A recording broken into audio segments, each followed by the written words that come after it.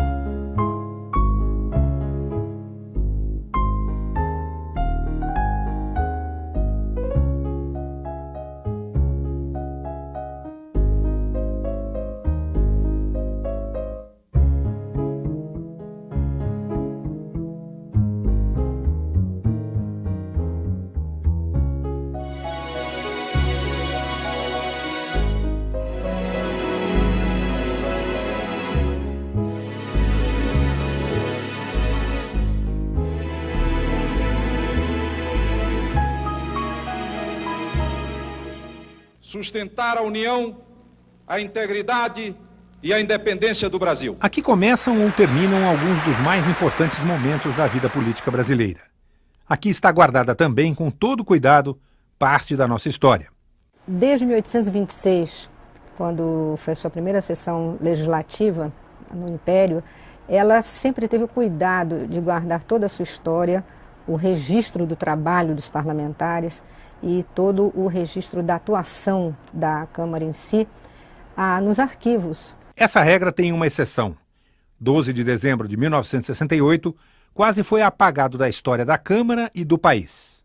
Estas cópias de páginas datilografadas, difíceis de ler, registram uma sessão que jamais será esquecida. Quanto tempo você ficou com essas notas taquigráficas? Eu fiquei essas notas taquigráficas de 82 até este ano. Por quê? Porque eu tinha tanto medo que alguém, enquanto existia o ditador no país, vivo, eu não entregaria. De jeito nenhum. 1968 foi mesmo um ano excepcional. Tchecoslováquia. Alexander Dubček assume o poder, promete mais liberdade e é derrubado pelas tropas do Pacto de Varsóvia. Vietnã. Os Vietcongs fustigam os norte-americanos, discute-se a paz em Paris e cessam os bombardeios a Hanoi. Estados Unidos. Martin Luther King e Robert Kennedy são assassinados. Richard Nixon se elege presidente.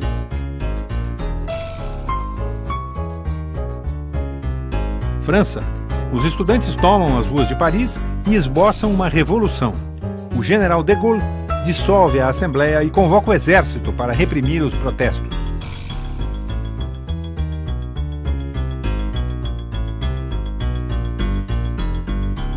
Brasil. Os militares estão no poder há 4 anos. Na década de 60, o que aconteceu foi uma situação de descontrole generalizado que foi ficando cada vez mais grave.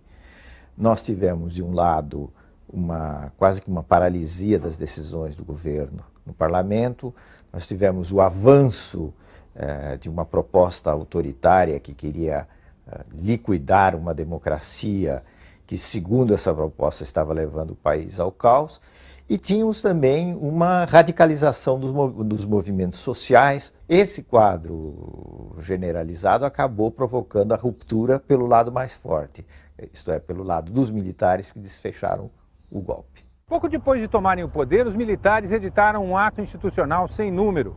O único, imaginava-se. Ele suspendia as garantias constitucionais e caçava os direitos políticos de centenas de líderes, dirigentes sindicais, intelectuais e jornalistas.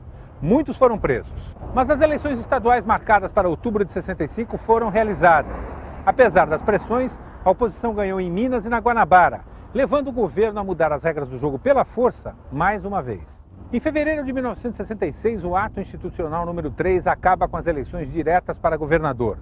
Diversos deputados são cassados, o Congresso reage e é fechado durante o mês de outubro. Fizeram ninhos de metralhadora assim, em volta do Congresso, né? E nós não vamos sair daqui. Ficamos lá, uma grande parte dos deputados, ficamos todos lá, sabe? Entrincheiraram lá no gabinete do presidente da Câmara. No dia 15 de novembro, os brasileiros elegem prefeitos, vereadores, deputados estaduais, federais e senadores. Parte da oposição está fora do jogo político. Só 2 partidos estão legalmente constituídos.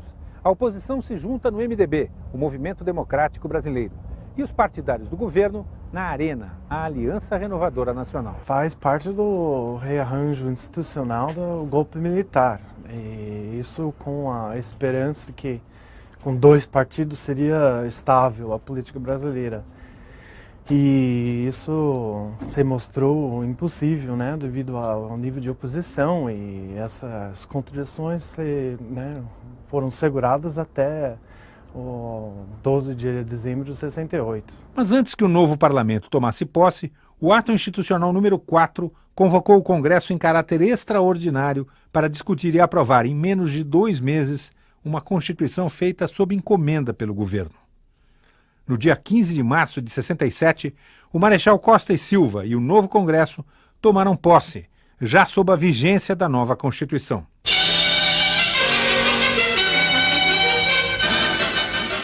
O presidente Costa e Silva presta o solene juramento nos termos da Constituição, prometendo respeitá-la, promover o bem-estar do Brasil, defender a sua integridade e soberania.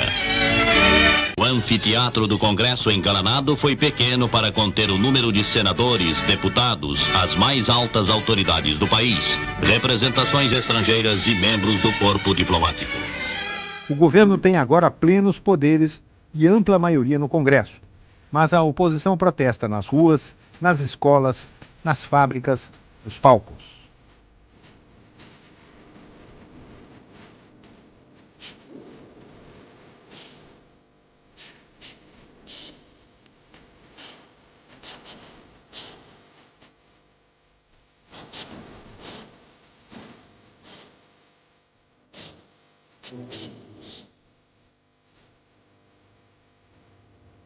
Num jogo perigoso em que a temperatura política aumenta dia a dia, 1968 tem ação e reação. Juscelino, Jango e Lacerda criam a Frente Ampla. O governo proíbe sua existência. Em São Paulo, o governador é agredido durante a comemoração do 1º de maio. No Rio, 100 mil pessoas saem às ruas pedindo democracia. Um carro-bomba explode no quartel-general do 2º Exército em São Paulo e mata o soldado Mário Cosel Filho. Uma greve paralisa as principais fábricas de Osasco. O ministro do Trabalho intervém no Sindicato dos Metalúrgicos. O que é que acontecia? Antes do AI-5, o Marighella foi preso.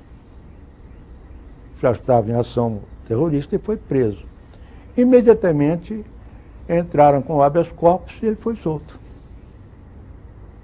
Então o argumento dos que queriam o ato mais forte era exatamente esse. É que as liberdades democráticas não poderiam continuar sendo utilizadas por quem queria, do nosso ponto de vista, estabelecer aqui um regime que a liberdade não existiria. Não era só derrubar o governo, era derrubar um regime. Tanto que você não teve uma guerrilha comandada por liberais, você só teve guerrilha comandada por facções ligadas a grupos leninistas, marxistas-leninistas. Isso está inteiramente provado. A partir do AI-5, não teve mais disputa entre militares e civis. Porque os militares disseram com o AI-5 que poderes não dividiam mais.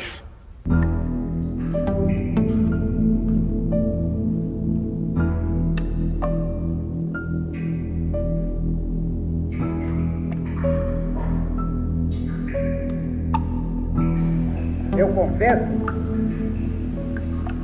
que é com verdadeira violência aos meus princípios e ideias que adoto uma medida como essa. Mas adoto porque estou convencido que é do interesse do país, é do interesse nacional, que ponhamos um basta à contra-revolução.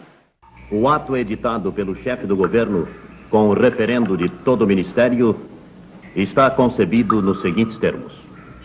O presidente da República poderá decretar o recesso do Congresso Nacional, das Assembleias Legislativas e das Câmaras de Vereadores por ato complementar em estado de sítio ou fora dele, só voltando os mesmos a funcionar quando convocados pelo presidente da República.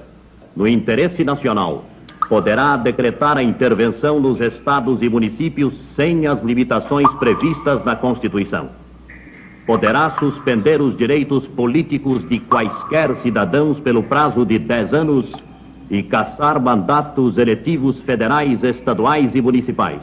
Excluem-se de qualquer apreciação judicial todos os atos praticados de acordo com este ato institucional e seus atos complementares, bem como os respectivos efeitos. Contra a autorização para processar Márcio Moreira. Fica suspensa a garantia de habeas corpus.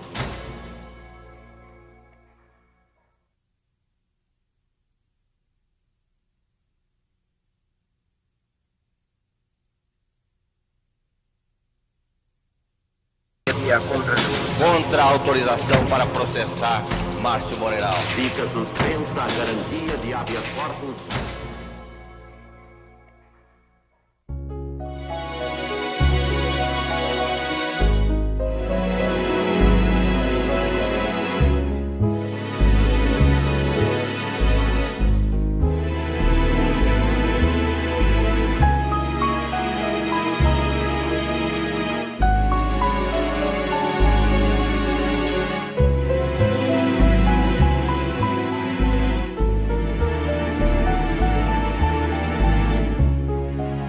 E aí eles colocaram uma viatura, como uma isca, uma viatura com policiais dentro do campus, né? Mas as tropas já estavam posicionadas em torno da UNB, por vários pontos extremos, diferentes, né? E aí os estudantes embarcaram, uma canoa furada, e foram virar essa viatura, e um menos esperto disse que riscaram um fósforo e esse troço, de repente, estampido e explodiu esse troço lá, e essa viatura foi queimada. Lá eu me lembro que o Mário Covas era o líder da oposição na época e estava já um pouco num empurra-empurra ali, e a gente se aproximou desses deputados e eu não sei como, de repente nós estávamos levando cacetada, né? Eram dezenas de soldados com cacetete batendo, e o meu pai, que era mais experiente, achava temeroso qualquer tipo de resistência, né? Ele me catou pelo pescoço e se movimentava, evitando que os policiais se aglomerassem em volta da gente. Aí quando serenou, eu estava perto de mim o comandante nessa hora, um major cujo nome não me lembro, mas a imprensa deu muito o nome dele na época.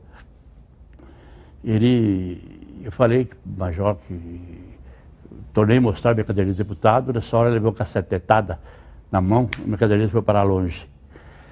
E eu falei para o Major, essa tropa está embriagada. Eu senti o cheiro de pinga do pessoal. Ele chegou a dizer para mim, o senhor queria que eles fossem fazer um evento desse sem beber? De repente, aquilo se diluiu, mas nós ficamos arrebentados, né? Meu pai ficou com o corpo todo preto, tinha problemas de coagulação, e eu fiquei todo encalombado. No próprio dia 30 de agosto, vários parlamentares condenaram a ação dos militares e responsabilizaram o presidente da República pela violência. 3 dias mais tarde, no chamado pequeno expediente, normalmente pouco frequentado, alguns deputados voltaram ao tema. Senhor presidente, senhores deputados, vou ler um manifesto assinado pelas mães de todo o Brasil. Violência e prisões e assassinatos de estudantes em Brasília. Violências e prisões em Belo Horizonte. Violências e prisões em São Paulo. Violências e prisões no Ceará. As mães brasileiras, enlutadas, indignadas e revoltadas, acusam os assassinos de seus filhos e os apontam à execração pública. Exigimos a libertação de todos os presos. Exigimos o direito do estudante de pedir uma autêntica reforma ao ensino. Exigimos que a tranquilidade torne aos lares brasileiros. Exigimos a punição dos culpados. Intimamos também, como cidadãs brasileiras, a parte consciente das Forças Armadas, a que não assistam impassíveis a que um bando de ressuscitados SS revivam no Brasil o clima da Alemanha nas vésperas do nazismo. Chega de repressões, chega de prisões, chega de assassinatos. Há o sofrimento que a gente tem quando a gente é mãe e que a gente vê um filho da gente por ideal, às vezes um ideal inocente, às vezes. Ele se desviar e ser preso por um bando de gorilas, preso e colocado em algum lugar que a mãe não sabe. É horrível, parece um nazismo. Senhor presidente, senhores deputados, todos reconhecem ou dizem reconhecer que a maioria das Forças Armadas não compactua com a cúpula militarista que perpetra violências e mantém este país sob regime de opressão. Creio haver chegado, após os acontecimentos de Brasília, o grande momento da união pela democracia. Este é também o momento do boicote. As mães brasileiras já se manifestaram. Todas as classes sociais clamam o seu repúdio à violência. No entanto, isso não basta. É preciso que se estabeleça, sobretudo por parte das mulheres, como já começou a se estabelecer nessa casa por parte das mulheres parlamentares da Arena, o boicote ao militarismo. Vem aí o 7 de setembro. As cúpulas militaristas procuram explorar o sentimento profundo de patriotismo do povo e pedirão aos colégios que desfilem junto com os algozes dos estudantes. Seria necessário que cada pai, cada mãe, se compenetrasse de que a presença dos seus filhos nesse desfile é um auxílio aos carrascos que os espancam e os metralham nas ruas. Portanto, que cada um boicote esse desfile. Esse boicote pode passar também, sempre falando de mulheres, as moças, aquelas que dançam com cadetes e namoram jovens oficiais. Seria preciso fazer hoje no Brasil com que as mulheres de 1968 repetissem as paulistas da Guerra dos Emboabas e recusassem a entrada à porta de sua casa aqueles que vilipendiam a nação. Recusassem a aceitar aqueles que silenciam e, portanto, se acumpliciam. Discordar em silêncio pouco adianta. Necessário se torna agir contra os que abusam das Forças Armadas, falando e agindo em seu nome. Creio, senhor presidente, que é possível resolver esta farsa, esta democratura, este falso entendimento pelo boicote.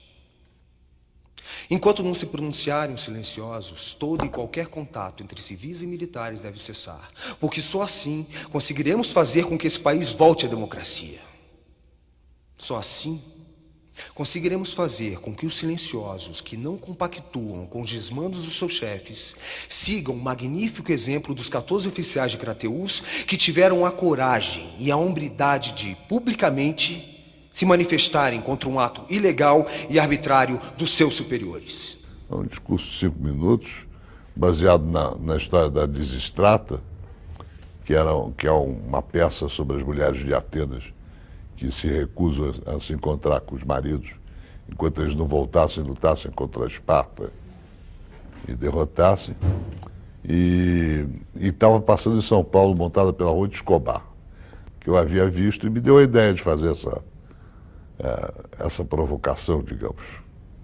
Mas uma coisa sem consequência, sem importância, que eu não podia imaginar que fosse ter a importância que lhe deram. Eu fui passando pelo plenário, eu ia para o comitê de imprensa, no fundo do plenário, à esquerda, e fiquei ouvindo um discurso breve. Foi um pinga-fogo de 1 hora vazia da sessão da Câmara, e que acho até que eu era um dos poucos que estavam presentes e acompanhando, porque as pessoas lá dentro do comitê de imprensa não ouviam direito, não davam importância, porque estavam fazendo matérias anteriores. Então aquilo me surpreendeu e eu fiz. Mas porque, pelo inusitado, não, acreditando que aquilo fosse gerar algum problema, que não era ridículo até demais para isso, né? Pouco depois, o ministro da Justiça, Luiz Antônio da Gama e Silva, procurou os líderes do governo pedindo a abertura de processo contra Márcio Moreira Alves, exigida, segundo ele, pelos ministros militares e pelo presidente Costa e Silva. O caso começava a ganhar importância enquanto a situação política continuava agitada em todo o país. Estudantes da USP e do Mackenzie entram em greve em São Paulo. A polícia prende todos os participantes do clandestino Congresso da UNE. O americano Charles Chandler, aluno de Sociologia e Política na USP e ex-instrutor de guerrilha no Vietnã, é metralhado em seu carro. No dia 6 de novembro, o presidente do Supremo Tribunal Federal, Luiz Gallotti, assina o pedido de licença para processar o deputado Moreira Alves e o envia à Câmara dos Deputados.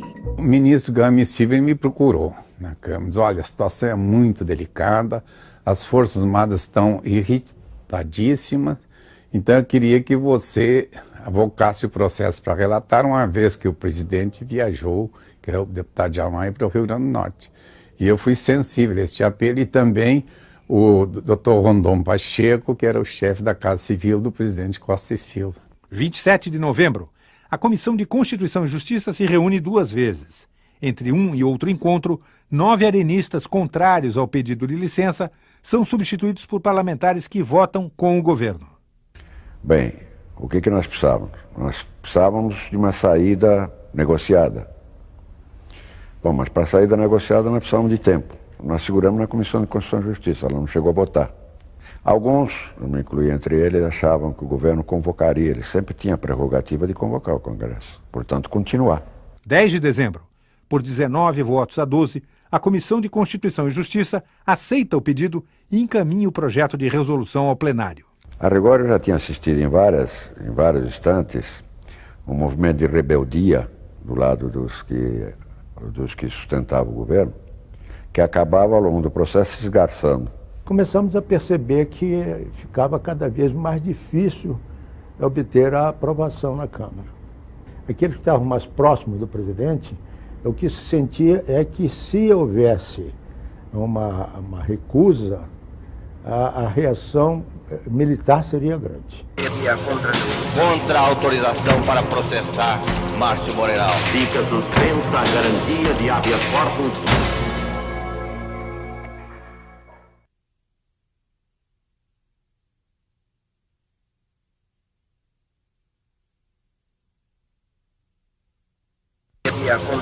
Contra a autorização para processar Márcio Moreira Alves. Fica suspensa a garantia de habeas corpus.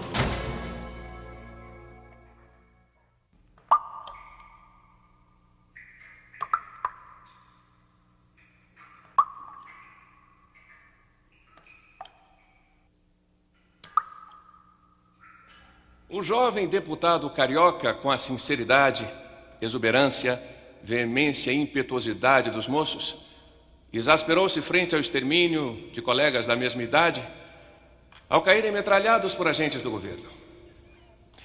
Este pode não ter determinado o massacre, mas Márcio Moreira Alves não se referia às intenções do governo, que até podiam ser outras, mas aos fatos da véspera com os corpos dos cadáveres ainda trementes. E não somos nós que o dizemos. A Câmara não poderá, pois, decidir senão pela recusa ao pedido de licença para processar o moço da Guanabara. O que está em jogo é a sorte da instituição, o Congresso Nacional. Meu voto, consequentemente, é pela recusa. Estou certo de que os 2 partidos desta vez se unirão porque estão unidos na boa trincheira, porque estarão unidos na boa causa, porque estarão à sombra do que há de mais digno de ser preservado e acatado, porque estaremos à sombra da Constituição, defendendo o poder maior que é o poder da democracia em favor do povo brasileiro. Por tudo isso, senhor presidente, voto contra a concessão da licença. Protesto contra o conteúdo das palavras proferidas pelo deputado na tribuna do plenário.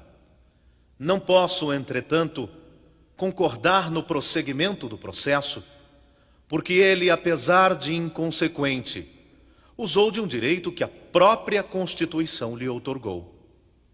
Voto contra. Consideramos esse pedido de licença mais um desses expedientes que hoje em dia só impressionam os incautos e despercebidos. Na hora em que o deputado começasse a ser caçado ou sequer processado por um discurso, acabou esse parlamento. Então era preferir fechar logo o parlamento. Não, mas isso não foi só eu, não. Houve vários deputados que, embora da arena do partido do governo, se levantaram contra isso, porque isso feria as nossas convicções. Senhor presidente, senhores deputados, dizem que recordar é viver. Depois da Revolução, todas as recordações para mim são tristes. E no momento em que desejam que a Câmara dos Deputados conceda licença para processar nosso colega Márcio Moreira Alves, vem-me ao pensamento a recordação mais triste, a de uma página negra da história de Minas Gerais. Certa madrugada, o povo de Belo Horizonte dormia. Forças militares, na calada da noite, cercaram a prefeitura e a Câmara Municipal. Radiopatrulhas buscavam em suas casas os vereadores. Estes, fechados na Casa Legislativa, se viram obrigados a votar no impeachment do prefeito, cassado meu esposo 4 dias antes das novas eleições à prefeitura. E depois da vitória alcançada no Supremo Tribunal Federal e no Tribunal Superior Eleitoral, veio a resposta do povo a todas essas injustiças, com o sufrágio ao meu nome e minha presença nesta casa. Caros colegas, chego a esta conclusão. Prefiro ser dona de casa, soberana no lar, a ser deputada chamada de excelência, mas ter que votar contra a Constituição. Já é hora de dizer, basta de tanto sofrimento. A família brasileira sonhava com dias melhores. As mães esperavam que soltassem seus filhos das prisões para que voltassem às universidades. No entanto, agora presenciamos mais uma mãe envolta pelo manto do sofrimento. Senhor presidente, é preciso unir a família brasileira. Civis e militares, somos todos irmãos. Caxias, o patrono do Exército, nos ensinou que cada um cumpra o seu dever. E é o nosso dever defender a Constituição. Meu voto é contra. Quem entra na chuva é para molhar. Não precisa ter medo de chuva. E não tem essa palavra medo no nosso dicionário, porque existe de princípio de família, tanto a minha quanto a dele, nós aprendemos que a honestidade em primeiro lugar.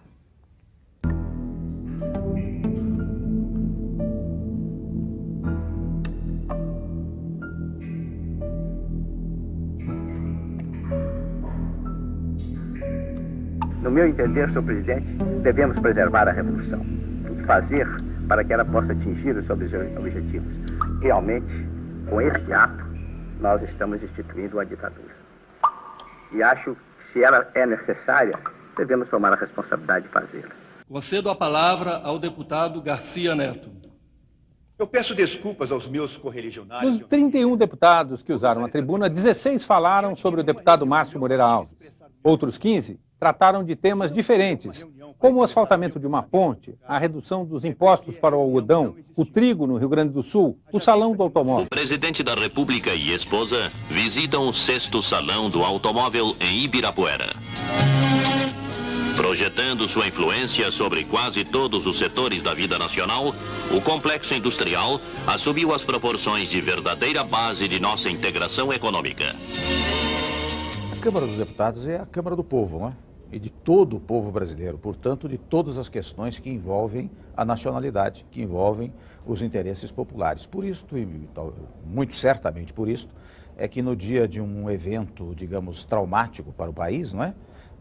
Ainda assim, discutiram-se temas aparentemente irrelevantes, mas irrelevantes para nós, talvez, da classe política, né? Mas relevantíssimos para setores da sociedade. Termina o pequeno expediente. Está chegando o grande momento. Chamo a atenção dos nobres colegas que, por força do regimento, o orador não poderá receber a parte. Tem a palavra para encaminhar a votação o senhor deputado Márcio Moreira Alves. Senhor presidente, senhores deputados, marcou-me o acaso para que me transformasse em símbolo de mais essencial das prerrogativas do poder legislativo. Independente do meu desejo, transmudaram-me no símbolo da liberdade de pensamentos expressa na tribuna dessa casa. Não se julga aqui um deputado. Julga-se uma prerrogativa essencial do poder legislativo. Livre como o ar, livre como o pensamento, aqui da guarida deve ser a tribuna da Casa do Povo. Senhor presidente, não defendo o mandato que recebi para furtar minha responsabilidade de responder por minhas palavras e opiniões. Nunca deixei de ser por elas pessoalmente responsável, como jamais deixei de exprimi-las. Ataquei governos e poderosos quando a proteger-me tinha apenas a inviolabilidade de minha consciência. Nas trincheiras da oposição, passei minha vida de jornalista. Não abdiquei meu dever de opinar quando muitos calavam e o presidente da República podia suspender arbitrariamente direitos políticos. Buscam os inimigos do próprio Congresso um pretexto. Acusam-me de injuriar as Forças Armadas. Nos processos penais de injúria, a ação é liminarmente suspensa quando o acusado nega o seu ânimo de injuriar e o acusador aceita a explicação. Nego, aqui e agora, que haja em qualquer tempo ou lugar injuriado às Forças Armadas. As classes militares sempre mereceram e merecem o meu respeito.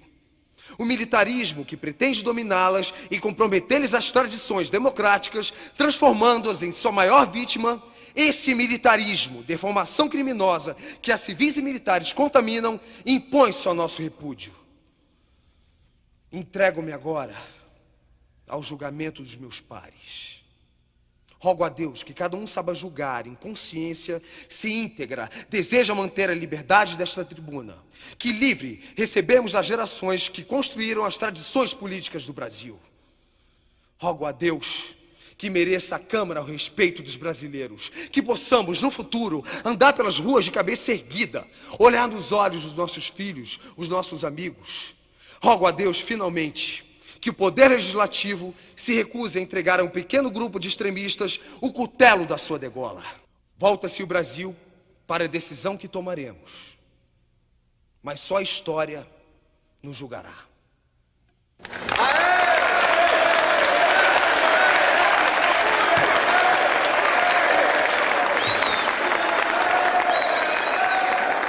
Era o sentimento de que eu estava vivendo realmente um momento histórico na vida do país e, sobretudo, na minha vida. Que ali ia ser jogado uma boa parte do meu destino, como foi. Senhor presidente, eis que hoje esta casa está sendo submetida a julgamento. Recolhida ao banco dos réus, aguardo o veredito que será exarado pelos seus próprios ocupantes. Discute-se a validade de uma das suas mais caras prerrogativas, instrumento essencial de seu funcionamento como poder, que é a inviolabilidade. A acusação é o crime de injúria a uma instituição. As Forças Armadas. A arma, a palavra.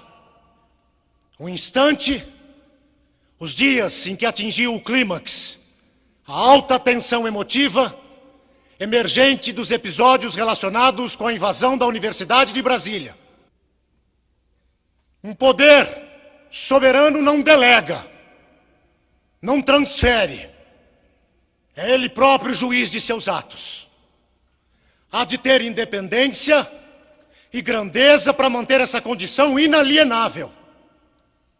E o Poder Legislativo, exatamente para reservar-se essa condição, sabiamente estabeleceu limitações regimentais para a inviolabilidade, fixando o poder de polícia pelo próprio órgão diretor da Casa.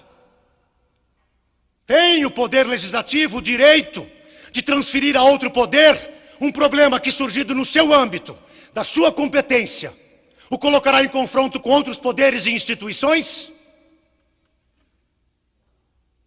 É possível que o faça. Mas nesse instante já não será um poder. Seus componentes já não exercerão mais a função pública, mas terão sido transformados em funcionários públicos. Resta-nos, senhor presidente, o argumento dos simplistas. Trata-se de uma exigência. As Forças Armadas impõem uma reparação, atingidas que foram em seus brios. Se esta afirmação fosse verdadeira, o que eu contesto, eu diria que ela apresenta uma deformação originária. Não é possível desagravar uma instituição pelo caminho inviável do desrespeito a um poder. Para que tenha significado e validade, a manifestação de apreço desta casa ou de qualquer de seus membros a qualquer instituição, é necessário que ela se autorrespeite. Que conceito se faria de um chefe de família que, para exaltar as virtudes de seu vizinho, aviltasse o procedimento de seus filhos? O elogio, sob o império da subserviência, transforma-se em bajulação. Sou o senhor presidente, por formação e por índole, um homem que fundamentalmente crê. Desejo morrer do crime da boa-fé antes que portador do pecado da desconfiança. Creio na justiça, cujo sentimento, na excelsa lição de Afonso Arinos, é a noção de limitação de poder. Limitação bitolada por dois extremos. Sua contenção, para que não extravase na prepotência, e seu pleno exercício, para que não se despenhe na omissão. Creio no povo, anônimo e solitário,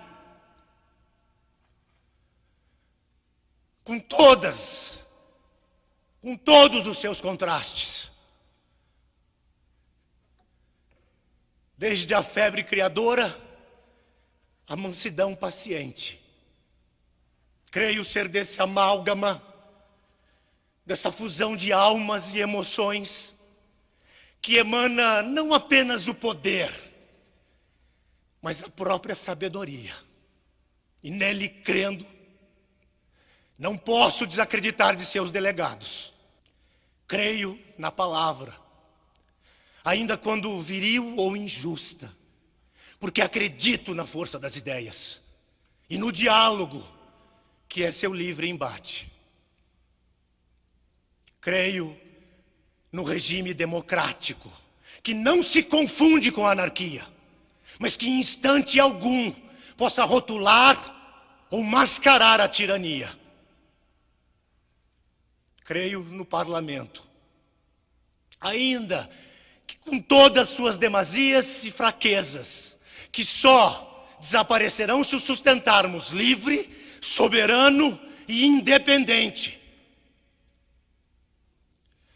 Creio na liberdade, este vínculo entre o homem e a eternidade.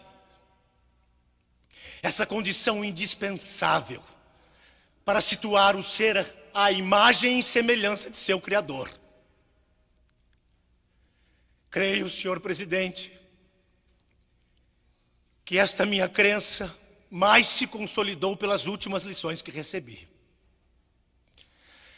Pois nunca é tarde para aprender que a honra, esse atributo indelegável, intransferível, por ser propriedade divina. Porque em tudo isso creio, senhor presidente,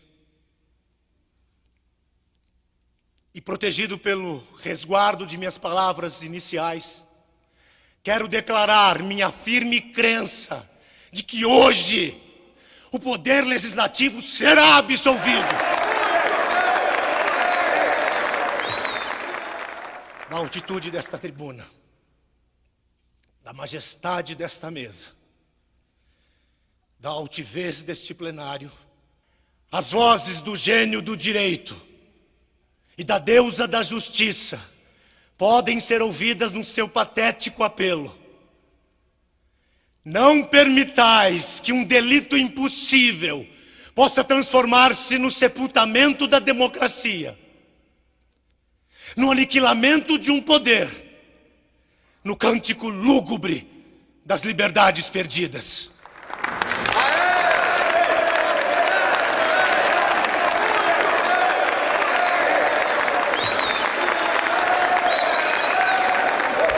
Mas naquele instante, eu acho que correu um sentimento coletivo de que ou naquele instante se votava contra, ou então o Congresso ficava reservado um papel muito ruim, porque quem estava no poder se desobrigava até mesmo dos atos de violência. Ele transferia esses atos de violência para o Congresso.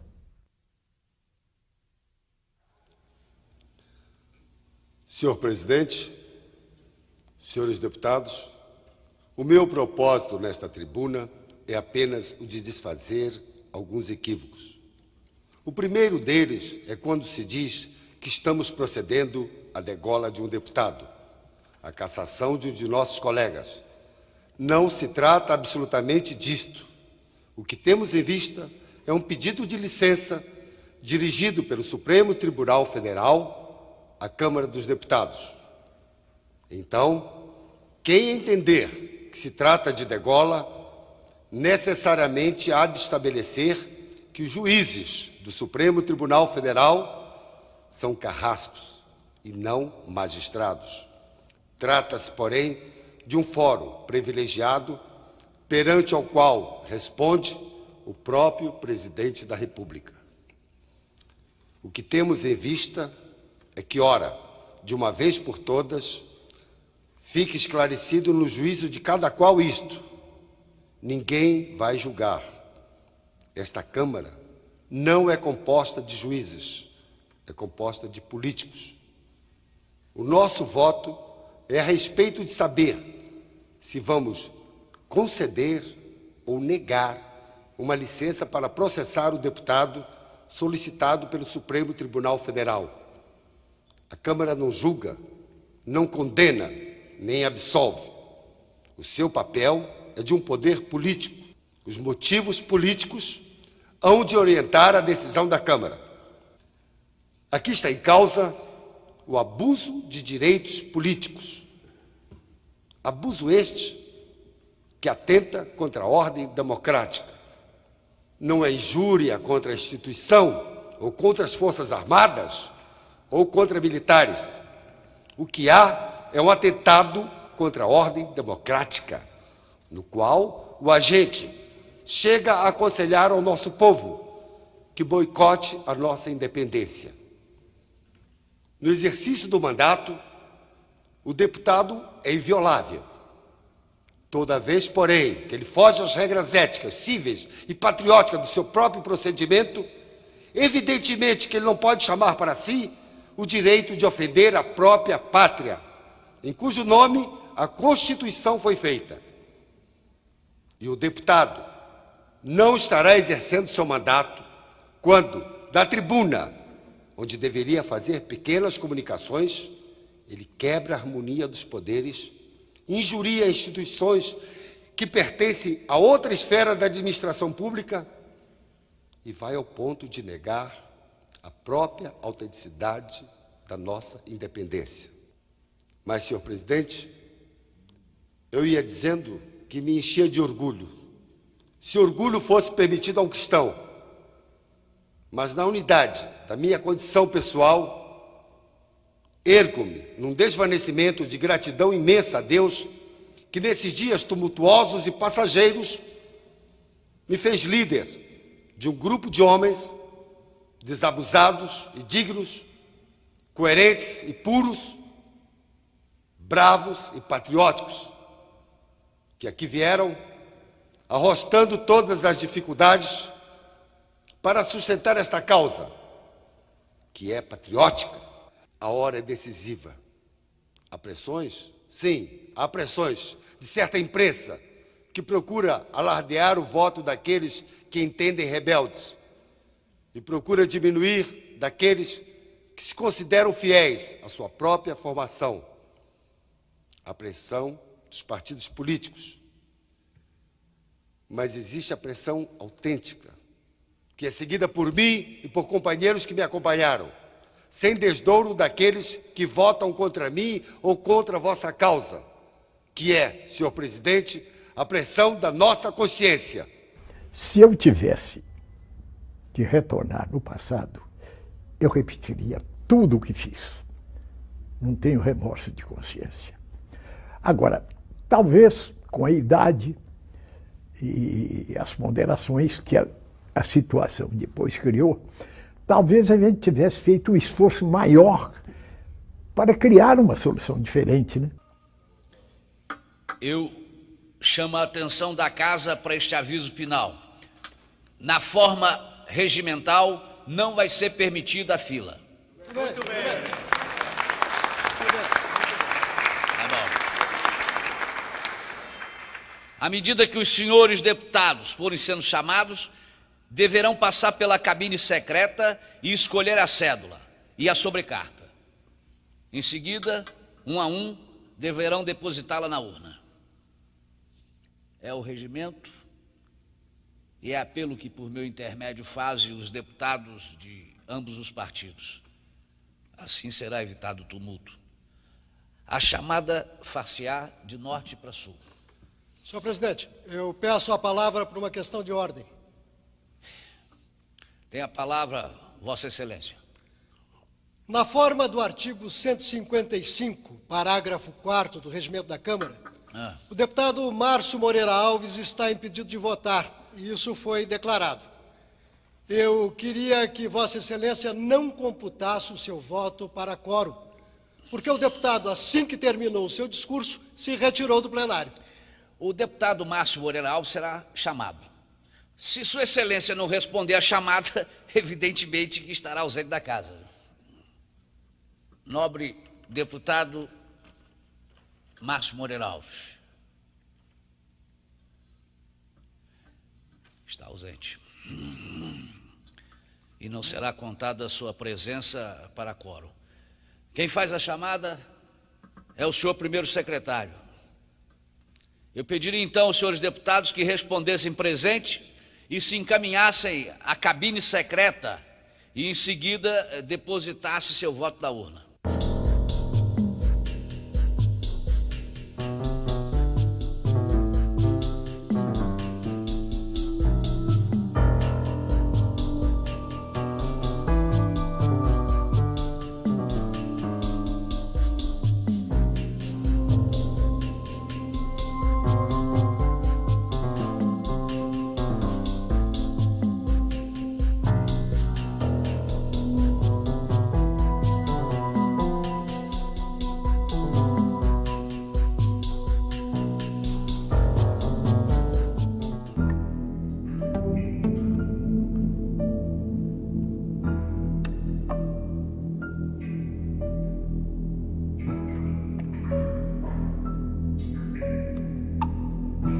chefe do Serviço Nacional de Informações, tive oportunidade de fazer um minucioso relatório sobre a situação nacional brasileira. E demonstrei aos conselheiros, por fatos, por ações, que o que estava na rua era contra a Revolução. Acredito, senhor presidente, que com a sua formação democrática foi Vossa Excelência tolerante por demais, porque naquela oportunidade eu já solicitava a Vossa Excelência que fossem tomadas medidas excepcionais para combater a contra-revolução que estava na rua. Foram encontradas na urna 369 sobrecartas, número que coincide com o de votantes. Vai se proceder à apuração do voto de cada um. Vossa Excelência anuncia que votaram 369 deputados. Exatamente. O quórum é de 370. contando com a presença do deputado Márcio Moreira Alves. Pergunto a Vossa Excelência qual o quórum exigido para aprovação. Metade mais um dos presentes. A única configuração é da aprovação. Qualquer resultado diferente de 50% mais um dos votos corresponde à rejeição. Senhor deputado Mário Covas, eu vou dar um esclarecimento definitivo. Compareceram 370 deputados e 369 votantes, mais o deputado Márcio Moreira Alves. A metade mais um decide a votação. Perdão, decide a votação não. São 370 votos.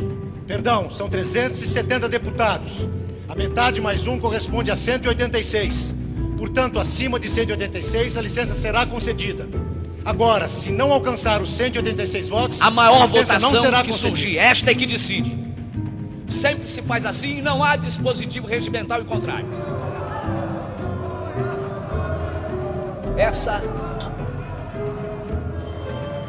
é a minha decisão, minha. O resultado será proclamado de acordo com a maioria dos votos e vai se proceder à apuração. Eu sempre achei que ia ganhar.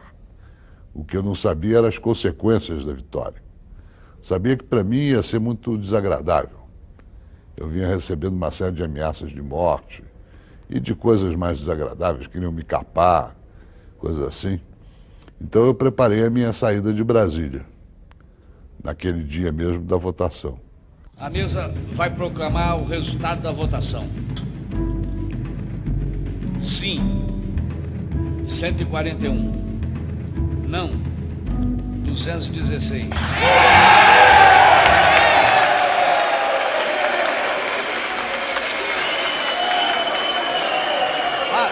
Silêncio! Silêncio! Silêncio! Nesse episódio, realmente, as galerias estavam cheias.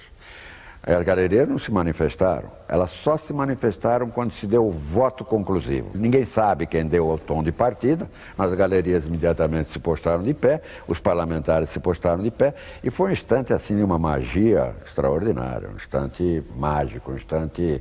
Era difícil você conter a emoção, você conter as lágrimas. Foi um instante muito dramático, muito bonito. Eu não sei se foi uma improvisação ou se foi o entusiasmo crescente do momento. O fato é que eles nos obrigaram todos a ficar de pé e ouvir o hino nacional. Foi ótimo, foi ótimo. Realmente foi ótimo. A sensação que eu senti de vitória quando terminou e nós conseguimos os votos e peguei assim a bandeira do Brasil que estava perto de mim e comecei a cantar o hino nacional.